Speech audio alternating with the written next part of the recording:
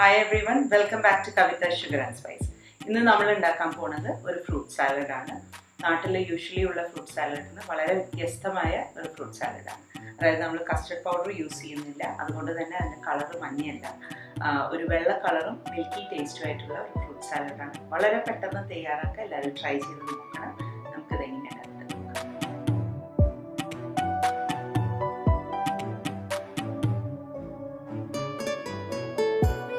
അപ്പോൾ ഈ ഫ്രൂട്ട് സാലഡിന് നമുക്ക് സ്റ്റാൻഡേർഡ് ആയിട്ടുള്ള കുറച്ച് സാധനങ്ങളാണ്. ഭയങ്കര അളവിൻ്റെ പ്രശ്നങ്ങളൊന്നുമില്ല.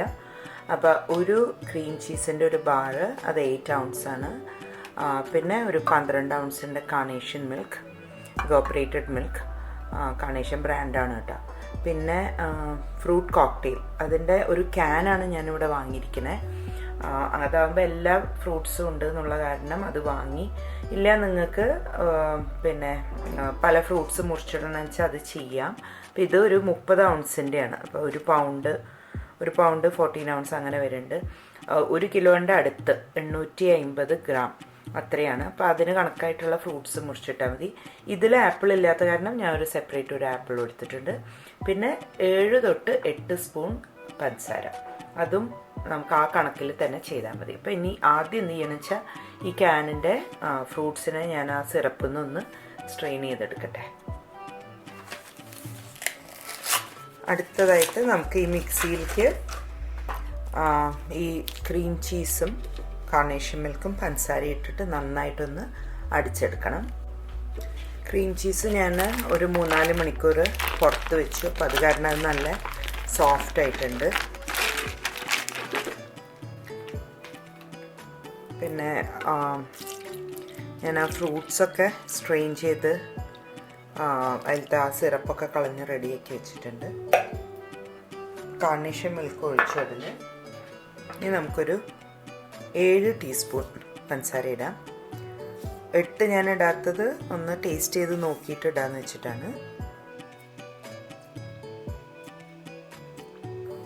ഇനി ഇത് നമുക്ക് നന്നായിട്ടൊന്ന് അരച്ചെടുക്കാം. ഇനി നമുക്ക് എന്ത് ചെയ്യണമെന്ന് വെച്ചാൽ സ്ട്രെയിൻ ചെയ്ത് വെച്ചിരിക്കുന്ന ഈ ഫ്രൂട്ട്സ്, ഇതിലിപ്പം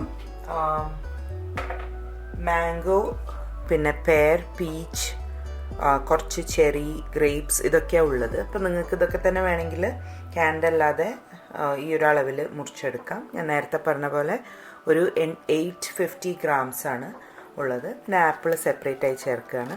ഒരു കാര്യം ശ്രദ്ധിക്കേണ്ടത്, കഴിയുന്നതും ഈ ഫ്രൂട്ട് സാലഡിൽ പഴം ചേർക്കരുത്.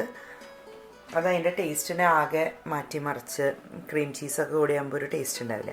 പിന്നെ ഞാൻ അഡീഷണലായിട്ട് നേരത്തെ പറയാഞ്ഞ ഒരു സാധനമാണ്, ഇത് വളരെ ഓപ്ഷണലായിട്ടുള്ളൊരു സാധനമാണ്. ചിലപ്പോൾ കുട്ടികൾക്കൊന്നും ഇത് അത്ര ഇഷ്ടമുണ്ടാവില്ല. ഞാനിപ്പം ഓരോ ടേബിൾ സ്പൂൺ വീതം റൈസിൻസ് 2 തരം, ഗോൾഡൻ റൈസിൻസും പിന്നെ ഈ കറുത്ത റൈസിൻസും, പിന്നെ 1 ടേബിൾ സ്പൂൺ കാഷ്യൂ, ഇത് എടുത്തിട്ടുണ്ട്. ഇത് ഞാനിതിലിടുകയാണ്. അത് ഈ പറഞ്ഞ പോലെ തികച്ചും ഓപ്ഷണലാണ്. കുട്ടികൾക്കൊന്നും ഇഷ്ടമല്ല റൈസിൻസിൻ്റെ ടേസ്റ്റ് എന്നുണ്ടെങ്കിൽ അതിടണ്ട.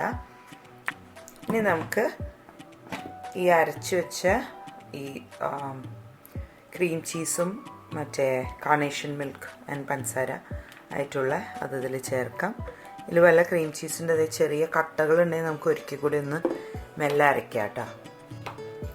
ഞാൻ ഏതായാലും ഇങ്ങനെ ഒരു സ്ട്രെയിനർ വെക്കാൻ തീരുമാനിച്ചു. ഇങ്ങനെ ചെയ്യേണ്ട ആവശ്യം ഉണ്ടാവാറില്ല. ക്രീം ചീസ് നന്നായിട്ട് മെൽറ്റായിട്ടില്ല എന്നുണ്ടെങ്കിൽ മാത്രമേ ഈ പ്രശ്നം ഉണ്ടാവുള്ളൂ.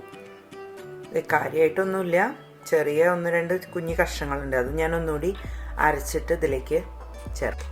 അപ്പോൾ അതേ ബാക്കിയും കൂടി ഞാൻ അരച്ചു, കൂടി അതിലേക്ക് ചേർക്കാം. ഇനിയിപ്പം ശരിക്കും പറഞ്ഞാൽ പണി കഴിഞ്ഞു കേട്ടോ, അത്രയേ ഉള്ളൂ പണി. അപ്പോൾ ഇതിനെ ഒന്ന് മിക്സ് ചെയ്തിട്ട് ഫ്രിഡ്ജിൽ വെക്കണം. ഒറ്റൊരു ഇതിൻ്റെ ഡ്രോബാക്ക് എന്ന് പറയാൻ, ഉണ്ടാക്കിയ ഉടനെ ഒന്നും കഴിക്കാൻ പറ്റില്ല. പ്രിഫറബിളി ഓവർനൈറ്റ് വെച്ചിട്ട് പിറ്റേന്ന് കഴിക്കുന്നതാണ് നല്ല ടേസ്റ്റ്. കാരണം അപ്പോഴേക്കും അതിൻ്റെ ആ ഫ്രൂട്ട്സിൽ ഇതൊക്കെ ഈ പാലിൻ്റെ എഫക്റ്റൊക്കെ ഒന്നാവും. അറ്റ്ലീസ്റ്റ് ഒരു 6 മണിക്കൂറെങ്കിലും ഫ്രിഡ്ജിൽ വെക്കണം. അപ്പം ഞാനൊക്കെ ഒരു പാർട്ടി ഉണ്ടെങ്കിൽ തലേന്ന് ഉണ്ടാക്കിയിട്ട് ഫ്രിഡ്ജിൽ വെക്കും. തലേന്ന് രാത്രി ഉണ്ടാക്കി ഫ്രിഡ്ജിൽ വെച്ച് പിറ്റേന്ന് വൈകുന്നേരം എടുക്കുമ്പം നല്ല പെർഫെക്റ്റ് ആയിരിക്കും. അപ്പോൾ ഇത് നമുക്ക് ഫ്രിഡ്ജിൽ വയ്ക്കാം. അങ്ങനെ നമ്മുടെ ഫ്രൂട്ട് സാലഡ് ഇവിടെ റെഡി ആയിട്ടുണ്ട്.